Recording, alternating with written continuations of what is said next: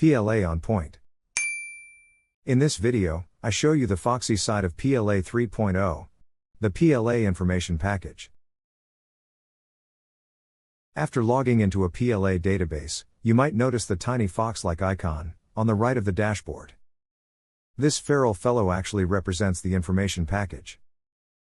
Introduced with PLA 3.0.5, it provides licensing details to the application, and therefore determines which add-ons can be activated and used for the respective license.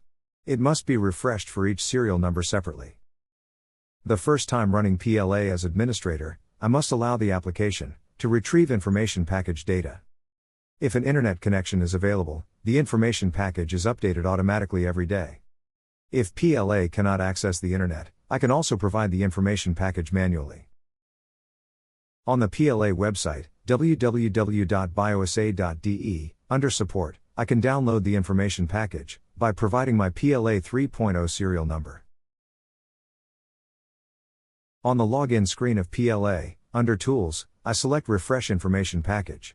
In the following dialog, I choose to refresh from a file, and select the EDPIP file I downloaded from the website.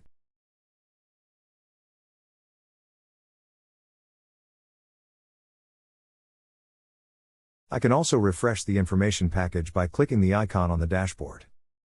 The dashboard shows when the information package was last updated.